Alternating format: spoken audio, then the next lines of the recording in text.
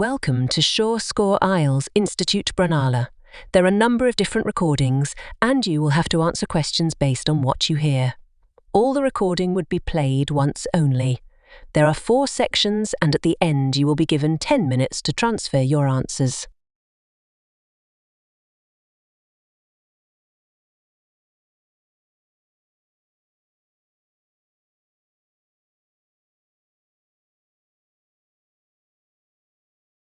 Section 1.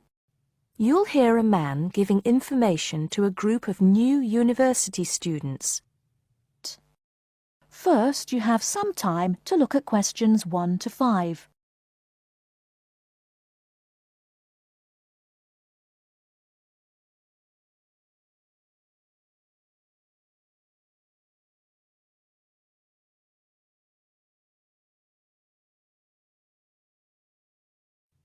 Good morning, University of Radstock students, and thank you for coming out today. As some of you may already know, my name is Scott Barnes, and I am the director of the Student Services Office here at the university. I'm here today to give you some information about what Student Services has to offer you.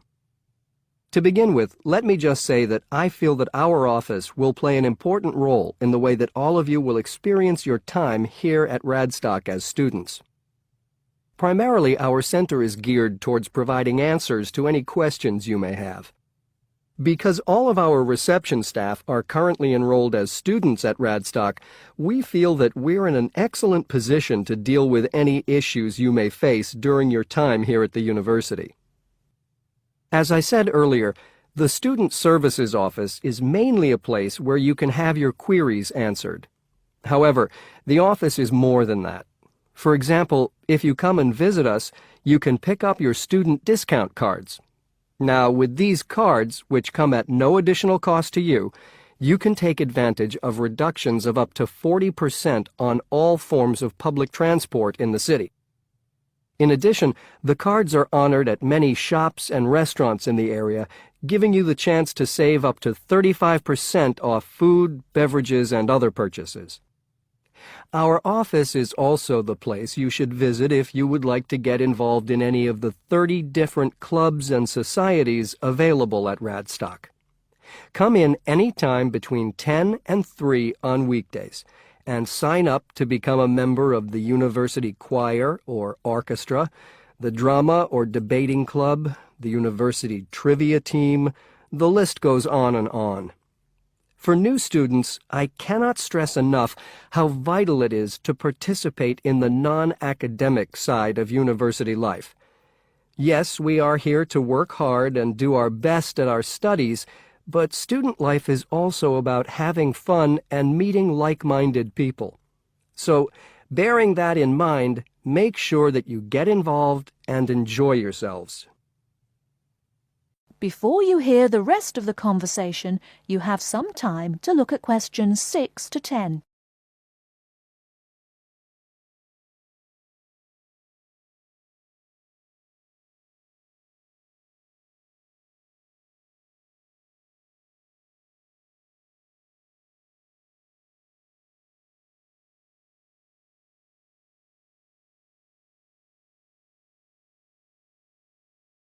Now listen and answer questions 6 to 10.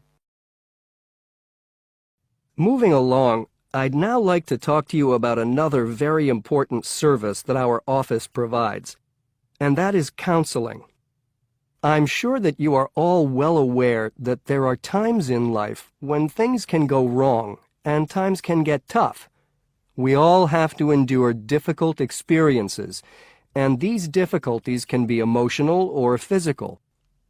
Whatever the case may be, talking with an experienced counselor can help you through the trying times. The counseling service here at Radstock is staffed by counselors who are qualified to help you deal with problems ranging from homesickness and loneliness to eating difficulties and life changes. To see a counselor, we recommend that you first visit our drop-in center.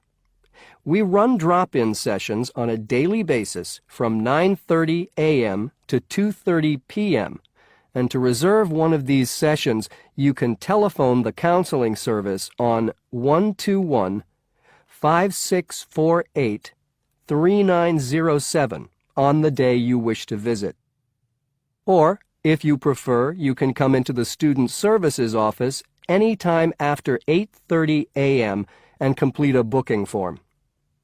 If it should happen that you need to cancel your appointment for the drop-in session, we would request that you contact the counseling service as soon as possible to let them know. Drop-in sessions can be as short as 20 minutes, but it's more usual for them to take about 45 minutes. During that time, you will be asked some questions to clarify your situation, and a decision will be made as to what further action, if any, should be taken. After your session, several things may happen. Firstly, you may be referred to one of the university's counselors for further counseling, which normally consists of another 8 sessions. Secondly, you may be asked to visit another source of help within the university. Or finally, you may be referred to an external organization.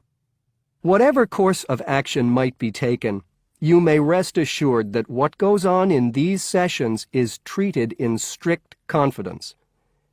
I'd also like to mention that the counseling service runs numerous workshops on the campus every year. The focus of these workshops tends to be on personal development, and past topics have included motivation, self-identity, and impression management. There is no fee charged for these workshops, and if you require more information, feel free to contact us at stuser@acadia.co.uk. That is the end of Section 1. You now have half a minute to check your answers.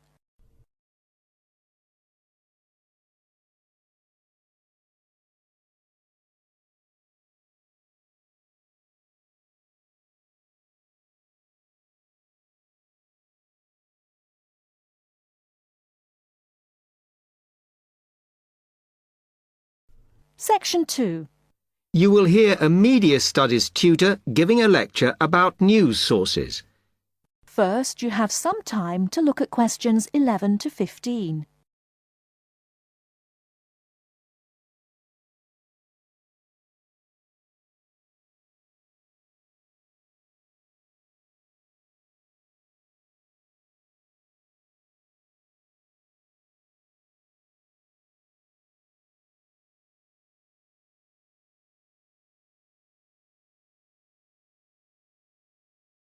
Now, listen carefully and answer questions 11 to 15. Okay, now many of you will have heard about the predicted death of newspapers, as people increasingly access the TV and the Internet for their news. Today, I want to look at the USA, which has very advanced news sources, to see if this is actually true. In the USA, the main news sources without doubt are TV, the Internet, and the press. That is, traditional newspapers. And although they are each surviving and growing, they are also changing. Obviously, TV news has been around for a while, and the early evening bulletins when people get in from work are very popular. I suppose we traditionally think of the morning newspaper arriving on our doorstep with the daily news.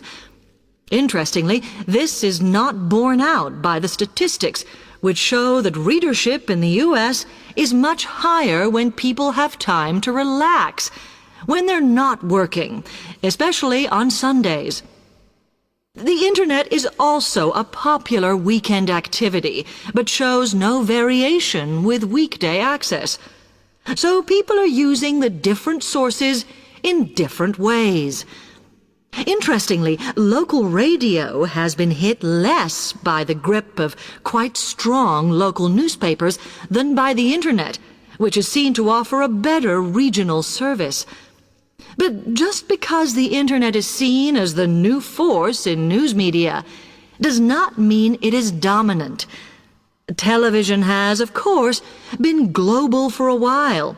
But now technological changes, which have fueled the rise of online news, have also allowed newspapers to print and distribute editions across the world. In fact, Internet news, which is seen as the big competitor for traditional markets, does not offer that much variety. Often, the sources are the online versions of the newspapers, whereas television, in order to offer something different, has had to come up with a much more mixed bag of reporting, from hard news to light reports on celebrity events. Another issue is reliability. The Internet is virtually unregulated, so anything can be reported there, whether true or not. Journalists on newspapers have fought a long, hard battle to fight intervention and to retain the freedom of the press. Television, however, is seen as critical to political power and has become subject to harsh controls about what it can or cannot say. Before you hear the rest of the talk, you have some time to look at questions 16 to 20.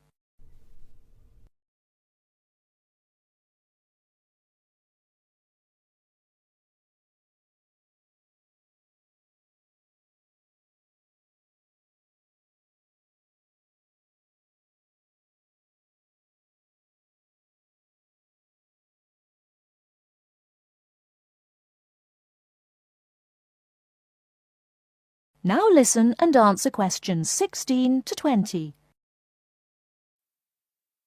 Now, one very critical factor in keeping newspapers alive and well in the USA has been their approach to advertising. Obviously, newspapers are heavily dependent on advertising revenue, and they have become more and more imaginative in what they offer, in order to make sure that advertisers use them and not other news sources. This has meant that, contrary to popular belief, newspapers now have a significantly higher profit margin than the rest of American industry. So, how have they managed to raise advertising revenue in this way? Well, they have put a lot of effort into developing and maintaining a very strong association with the retail trade. And they've come up with a winner. A critical tool in their sales plan has been suggesting that the adverts they run can have vouchers. This has been enormously effective because they have found that not only do more people buy the paper to get the discounts, but also that this inevitably means much higher sales for the clients who advertised. As well as doing this, the newspapers have also introduced aggressive sales campaigns over the last few years. This has resulted in a significant and continuing rise in the number of advertisers prepared to pay the extra for full-page ads. So, what I would like to move on to... That is the end of section 2. You now have half a minute to check your answers.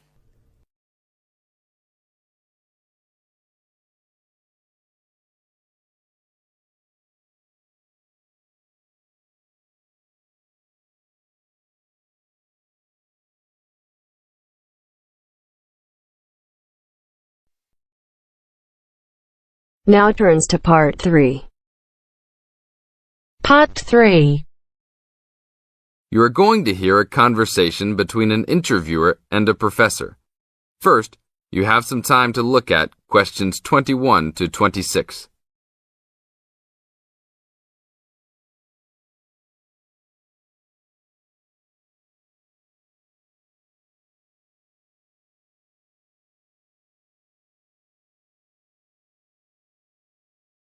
Now listen to the tape and answer questions 21 to 26. Today I'm here with Professor Nittick, who is our new university president.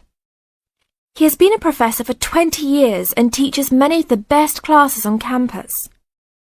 I know many of you have had him as a teacher and know of his brilliance. Good morning, Professor Nittick. Thank you for stopping by the student station.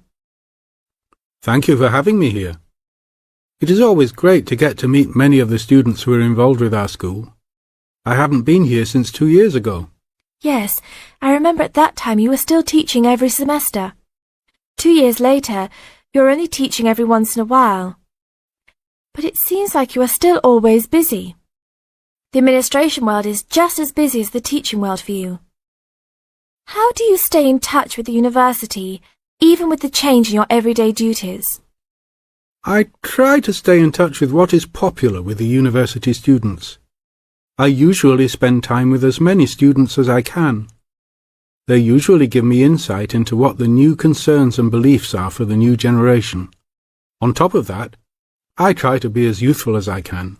I consider myself to be youthful, at least for my age. So I always have a good time and try to stay young. I try my best to not just be a teacher, but also participate in university life. Interesting. So, are you still doing lots of academic work, or are you mostly concentrating on administrative affairs? Well, I mostly do administrative affairs now, but that doesn't mean that I still don't have a very deep interest in academic matters. I often visit other campuses around the world and meet other professors in my field. I learn the most by travelling and seeing the different places of the world and the different fields of thought. I even did a television programme last month in Manchester. Will you be on television any time soon then? Well, you can call the television station and see if I will be on television any time soon. Maybe I will be on the news report. I don't think it is really that significant, though. Oh, really? That sounds great. I will remember to look out for you. Let's move on. With all your busy travelling recently, how do you find time for your personal life? I try to keep my university life separate from my personal life. Sometimes it's hard to find time to just take my wife and 3 kids out for a family dinner, but usually we all manage to get together every few days. I'm taking a few weeks off next month to take my family down to South America, to Brazil for a few days. I can't wait to just sit on the beach.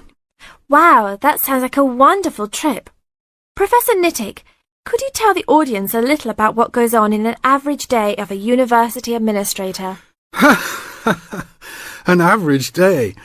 Oh, I don't think there is such thing as an average day for me. The last few weeks I've been travelling all the time. I can be in Los Angeles in the morning and in New York by the afternoon and back to Los Angeles by the evening. Sometimes I will spend the whole week at a new university, showing the new administrators the ins and outs of running a university. Sometimes I can spend the whole day in the office on the phone. So there really is no average day for me. I guess that is because I do so many different tasks. Sorry to let all the viewers down, but that is the plain truth. Now look at questions 27 to 30.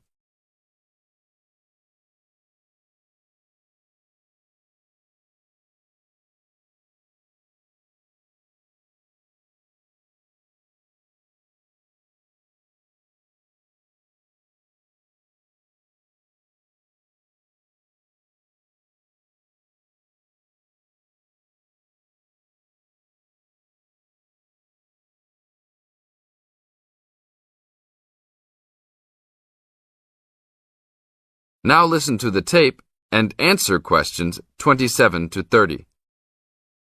Well, I guess I can sum it up for them. You are a busy man. That is probably a good description. So, are there any immediate plans for the coming few weeks? Well, I'm in Los Angeles for the next 2 days, and then I fly to Colorado to meet a new prospective professor for our university. I will be in Colorado for about a week.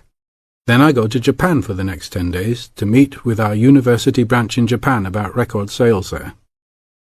After that, I return to Los Angeles for a week, just in time for the graduation of the class of 2001. There you have it, my next month's schedule. Thank you very much, Professor Nittick. I always enjoy having you on our show. We hope to have you back on our show next time.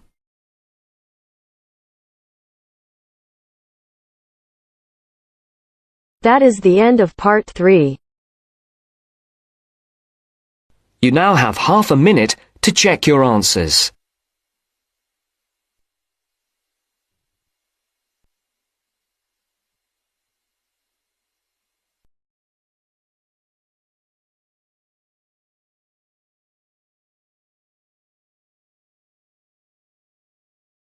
Now turn to Section 4. Section 4. You are going to hear a lecture. First, you have some time to look at questions 31 to 40.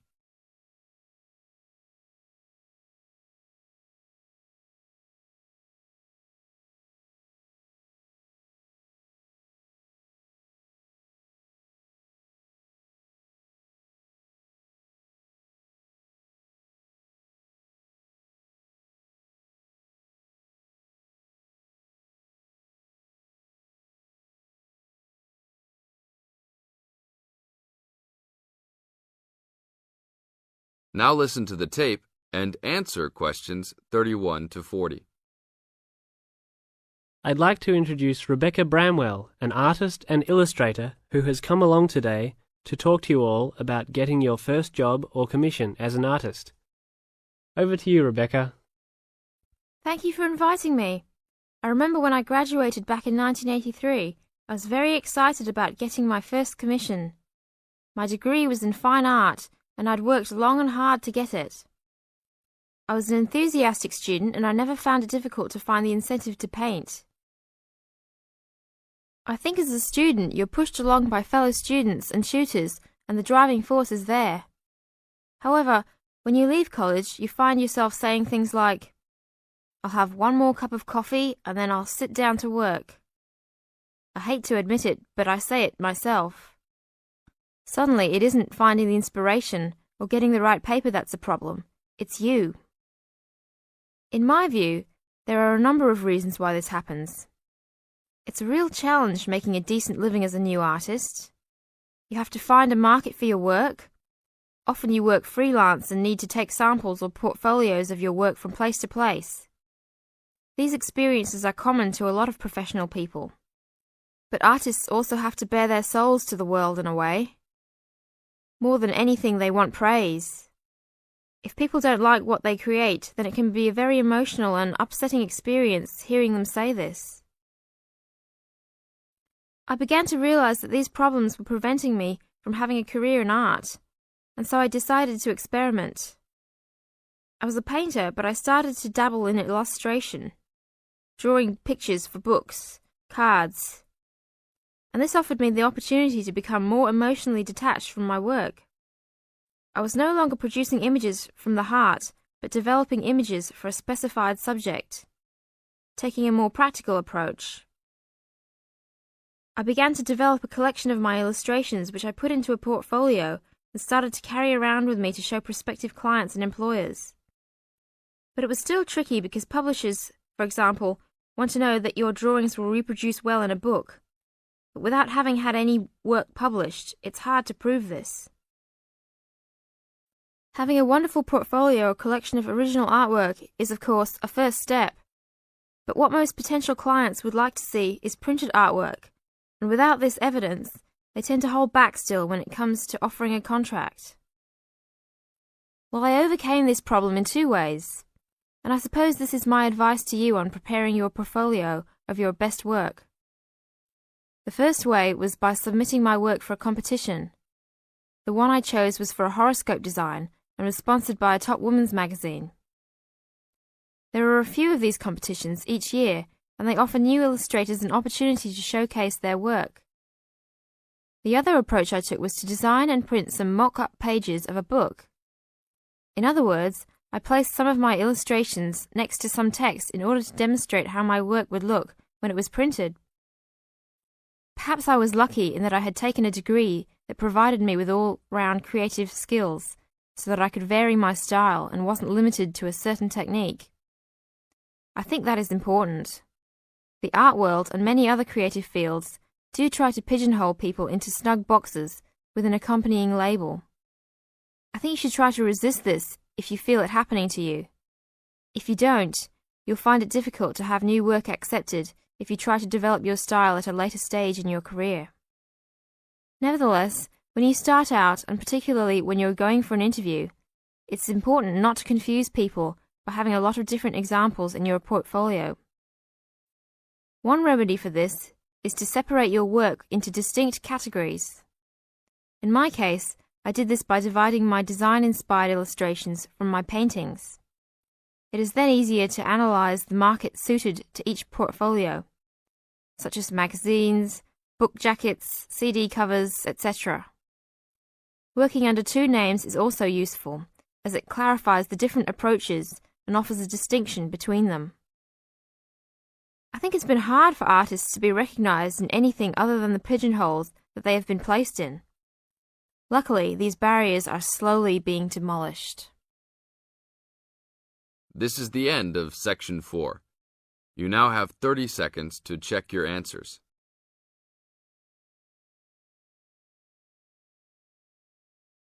That is the end of listening test. Now, you have 10 minutes to transfer the answer to your answer sheet. Don't forget to subscribe this channel for more IELTS material.